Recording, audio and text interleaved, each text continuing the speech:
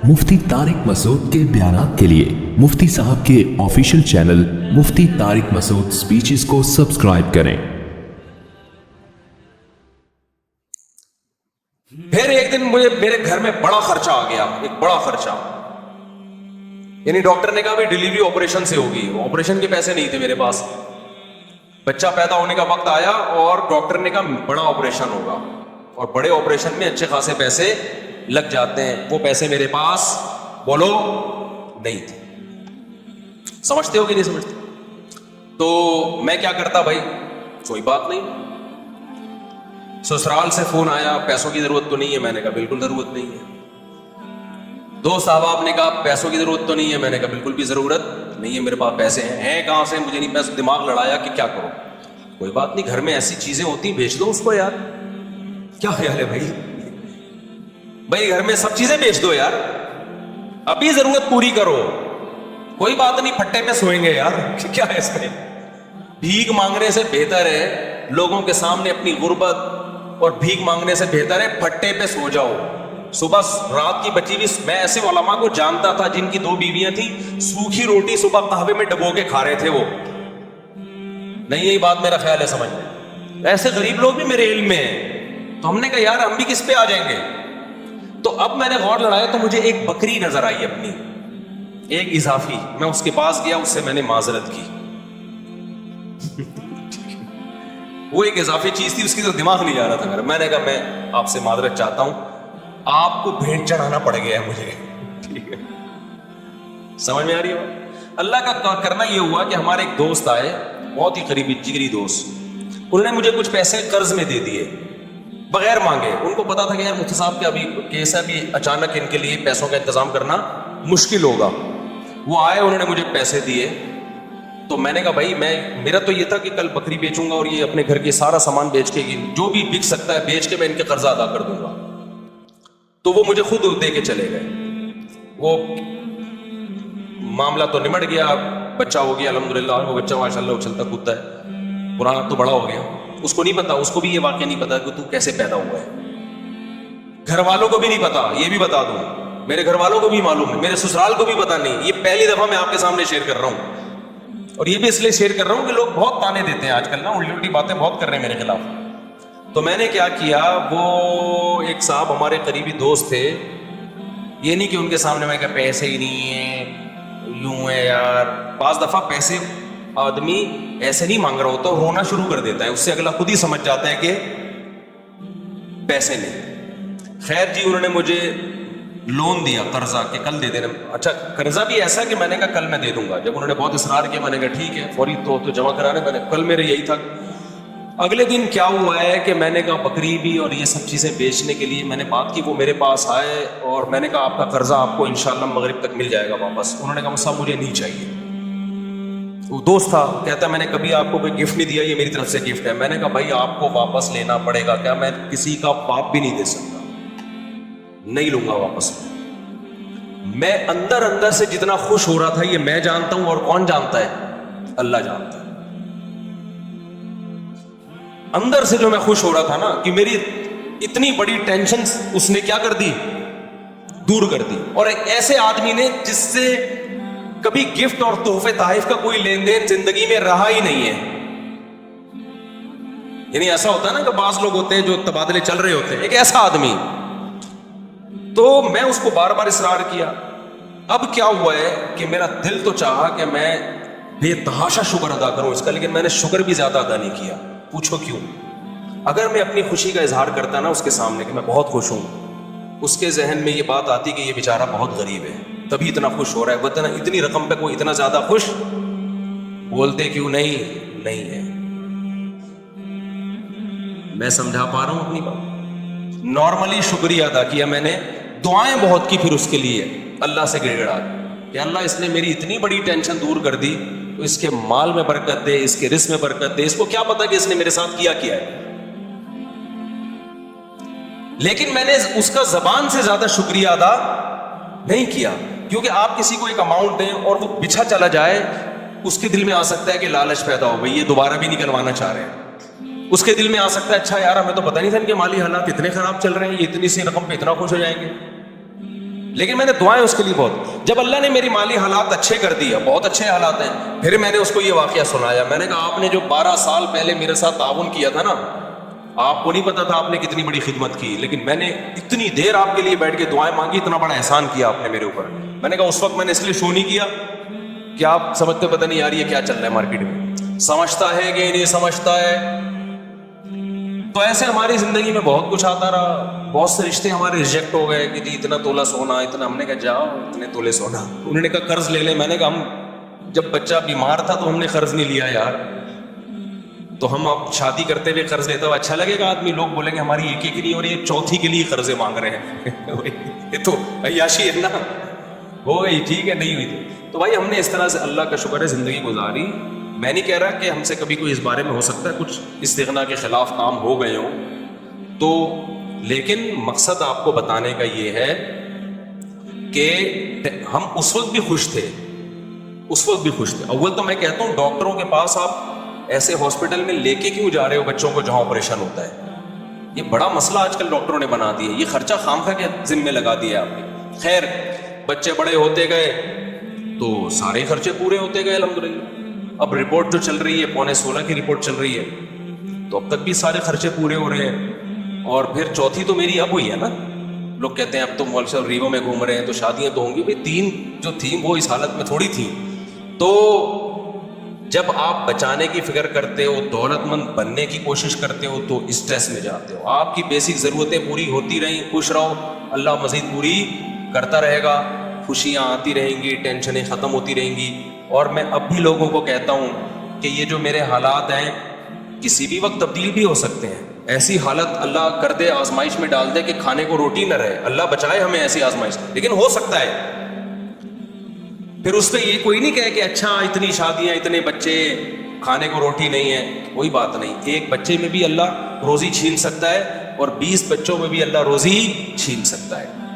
آپ کو اللہ پہ یہ ایمان رکھنا ہے کہ رزق کا تعلق اولاد کے ہونے یا نہ ہونے سے, بیویوں کے ہونے یا نہ ہونے سے نہیں ہے. ہم نے ایسے لوگ بھی دیکھے 4 بیویاں خوش ہیں, اور ایسے بھی دیکھیں ایک بیوی کو کھلانے کے پیسے نہیں ہیں, اور ایسے کنوارے بھی دیکھیں کہ شادی نہیں کرتے پیسہ بچانے کے لیے, پھر بھی دیوالیہ ہو گیا ان کا. تو اللہ اگر عذاب دینا چاہے گا, ایک بچے کو ٹینشن بنا دے گا, اس کے کھلانے کے پیسے نہیں ہوں گے, اور کھلانے پہ آئے گا تو درجنوں بچوں کو بھی لگژری لائف دے دو گے تم. تو کبھی نسل مت روکو یہ سوچ کے کہ میں کھلاؤں گا کہاں سے. یہ پیغام ہے جو میں نے دینے کے لیے نا اتنی لمبی کہانی سنائی ہے آپ. یہ سچی کہانی ہے, یہ جھوٹی کہانی نہیں ہے. سمجھتا ہے؟ چلو بھیا آگے بھی شادی, جس مسلمان کی شادی ہو رہی ہے وہ آگے. بہت دیر سے آئے یار, اپنی شادی میں لیٹ ہو رہے ہیں. لڑکی والے لیٹ ہو گئے, چھوڑ کے چلے.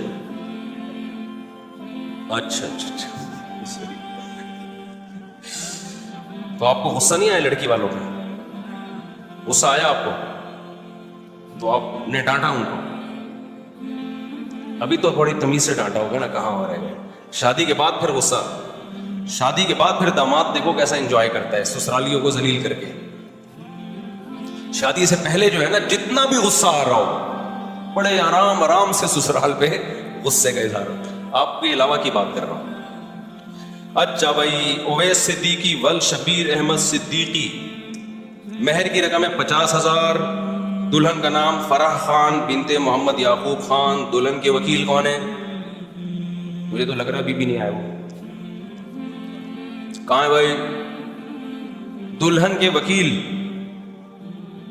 ان کا نام کیا ہے؟ ابے نام ہی نہیں لکھا دلہن کے وکیل کا. شادی کے بعد دوبارہ ایک دفعہ تھوڑا سا غصے کے ساتھ رخصتی ہونے دے, پھر دیکھ ان سے نمٹنا. پھر ابھی تھوڑا کنٹرول, رخصتی ہو جائے پھر دیکھو. کہاں ہے بھائی دلہن کے وکیل؟ آپ ہیں حضرت؟ آپ ہیں؟ آپ ہیں؟ آپ بتائیں کہ آپ نے مجھے اجازت دی 50,000 مہر میں فرح خان بنت محمد یعقوب خان کا نکاح اویس صدیقی ول شبیر احمد صدیقی سے کروں, اجازت ہے؟ چل الحمدللہ نحمدہ ونستعینہ ونستغفرہ ونؤمن بہ ونتوکل علیہ ونعوذ باللہ من شرور انفسنا ومن سیئات اعمالنا من یہدہ اللہ فلا مضل له ومن یضللہ فلا ہادی له ونشہد ان لا الہ الا اللہ وحدہ لا شریک له ونشهد أن سيدنا وحبيبنا وشفيعنا وسندنا محمدا عبده ورسوله صلى الله تعالى عليه وعلى آله وأصحابه وبارك وسلم تسليما كثيرا كثيرا. أما بعد فأعوذ بالله من الشيطان الرجيم. بسم الله الرحمن الرحيم. يا أيها الناس اتقوا ربكم الذي خلقكم من نفس واحدة وخلق منها زوجها وبث منهما رجالا كثيرا ونساء واتقوا الله الذي تساءلون به والأرحام إن الله كان عليكم رقيبا. وقال تعالى يا أيها الذين آمنوا اتقوا الله وقولوا قولا سديدا يصلح لكم أعمالكم ويغفر لكم ذنوبكم ومن يطع الله ورسوله فقد فاز فوزا عظيما. وقال النبي صلى الله عليه وسلم النكاح من سنتي وقال فمن رغب عن سنتي فليس مني. وقال النبي صلى الله عليه وسلم تزوجوا الودود الولود فإني مباهي بكم الأمم. وقال النبي صلى الله عليه وسلم تزوجوا ولا تكونوا كرهبان النصارى.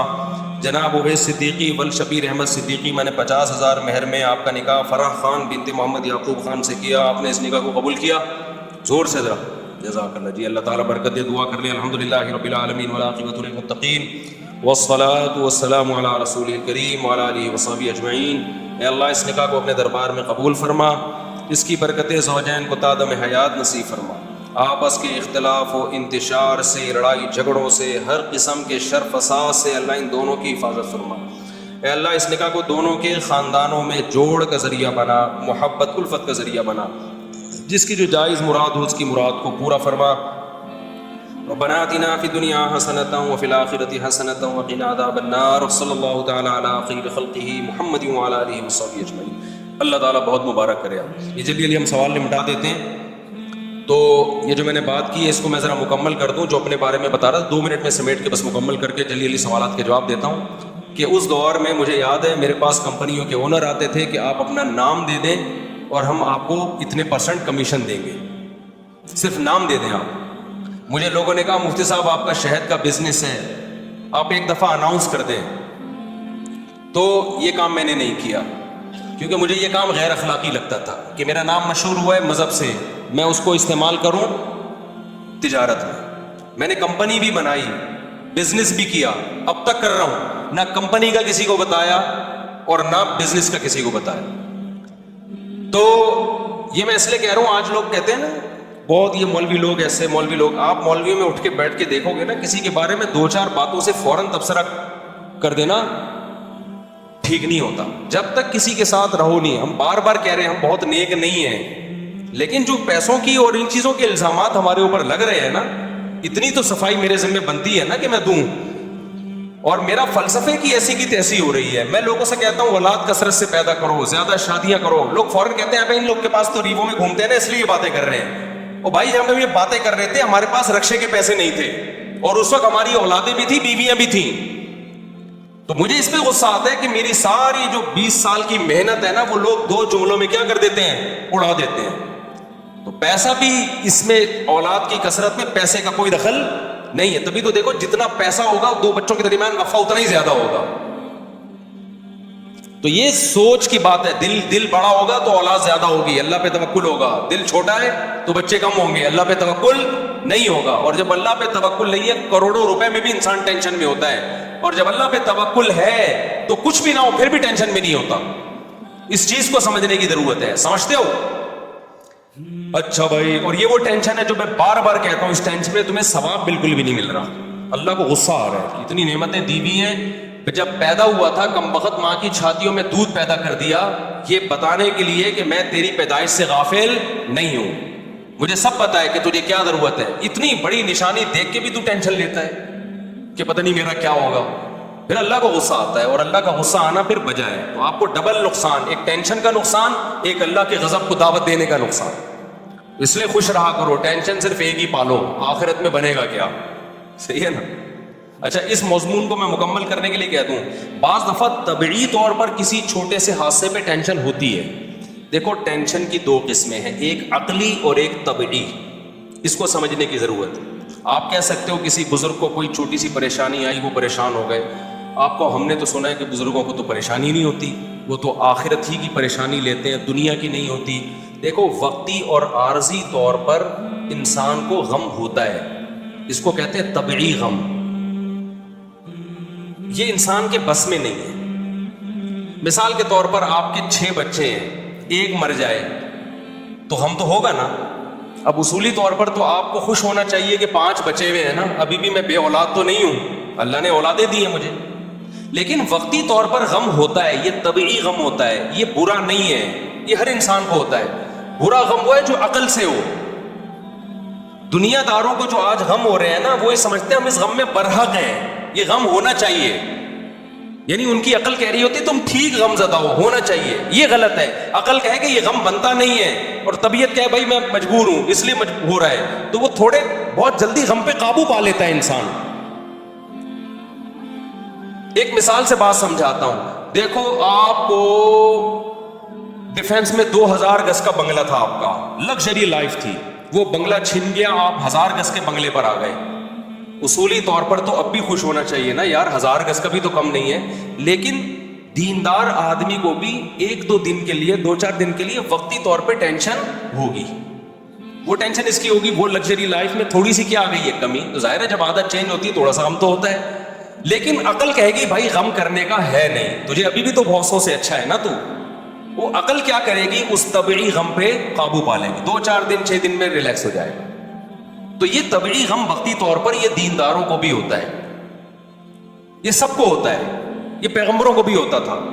دنیا دار کو کیا ہوتا ہے, اس کی عقل کہتی ہے کہ میرے ساتھ غلط ہوا ہے, میں 2000 میں رہتا تھا, میں 1000 کا بندہ نہیں ہوں, یہ میری انسلٹ ہے, میری توہین ہے. اس کی عقل کہہ رہی ہوتی ہے تیری انسلٹ ہوئی ہے, تیری توہین ہوئی ہے, تیرے ساتھ غلط ہوا ہے. اس کی عقل اس کے طبعی غم کو قابو نہیں پاتی, بلکہ اس کے طبعی غم کو اور زیادہ بڑھاتی ہے. اس سے بھی ڈپریشن میں جائے گا, خودکشی کی طرف جائے گا.